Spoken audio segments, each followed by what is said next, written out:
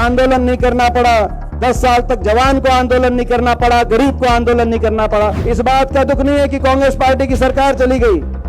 सत्ता पक्ष और विपक्ष, प्रजातंत्र के पहलू आज हम विपक्ष में। मुझे इस बात का दुख है कि आज हरियाणा पीछे क्यों चला गया। आज वो प्रदेश बेरोजगारी में नंबर 1 बन गया।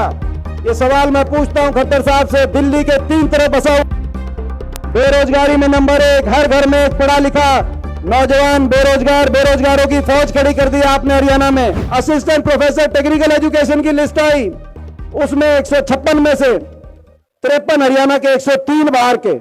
4 साल तक आप भर्ती नहीं करते, किसी भी और पद पे आप हरियाणा किसी नौजवान को मौका नहीं देते। आखिरी साल में चुनाव के जैसे डिक्लेयर होने के नजदीक आता है, आप ग्रुप डी की भर्ती केवल अपनी चुनावी वाई और चुनावी वोट के लिए। 4 साल तक देश में सबसे ज्यादा बेरोजगारी, किसी बड़े पद पे किसी हरियाणा के पढ़े लिखे नौजवान को मौका नहीं।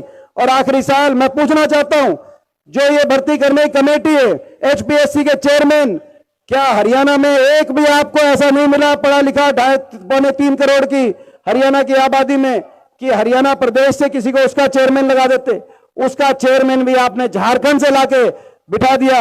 बाकी प्रदेशों में तो हरियाणा के नौजवान को अवसर नहीं मिल रहा, मगर हरियाणा में ये नहीं होगा। आप पर्ची खर्चे की बात करते, मैं पूछना चाहता हूं खट्टर साहब से, आज आपकी ये पर्ची बाहर के जो लग रहे हैं, ये कौन सी बाहर से पर्ची आती है? आप उस बात का भी हरियाणा के नौजवान को जवाब दो, बाहर से कौन सी पर्ची आती है? यूपीएससी में हरियाणा के नौजवान सबसे आगे, मगर हरियाणा की नौकरियों में हरियाणा का नौजवान को अवसर नहीं मिल रहा।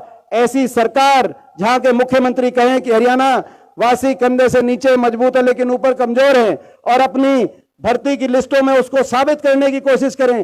देश में सबसे ज्यादा बेरोजगारी का शिकार हरियाणा का नौजवान आपने कर दिया। आज हरियाणा का नौजवान करे क्या करे, कोई निराशा की तरफ, कोई डिप्रेशन की तरफ, कोई नशे की तरफ, कहीं कहीं अपराध की कोई बात आती है, और कहीं अपना घर बार सब कुछ बेचकर गिरवी रखकर और विदेश की तरफ अपने भविष्य को हरियाणा नौजवान खोजता है। और जब मैक्सिको बॉर्डर से अमेरिका में घुसता है तो गांव के अंदर पटाखे बज रहे हैं। हरियाणा के अंदर ऐसी स्थिति आ गई कि नहीं आ गई? मैं आप सबसे पूछना चाहता हूं, मैं पूछना चाहता हूं क्या कारण है? क्या कहा इस सरकार ने? विकास की रफ्तार बढ़ाने की बात हुई थी, ये विकास की पटरी से कैसे उतर गया हरियाणा? जब कांग्रेस पार्टी की सरकार थी तो हरियाणा के अंदर 250 किलोमीटर रेल की लाइन बिछी थी, जिसमें जींद, गोहाना, दिल्ली रेल की लाइन भी शामिल है।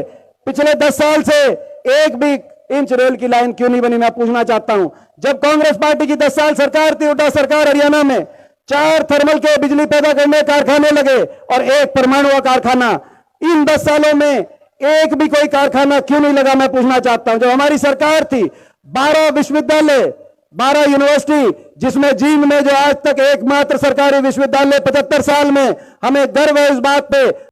हमसे जुड़े रहने के लिए हमारे YouTube चैनल को सब्सक्राइब करें और नई वीडियो की नोटिफिकेशन के लिए बेल आइकॉन को दबाएं। अगर आप ये वीडियो Facebook पर देख रहे हैं तो लाइक जरूर करें और ज्यादा से ज्यादा शेयर करें। धन्यवाद।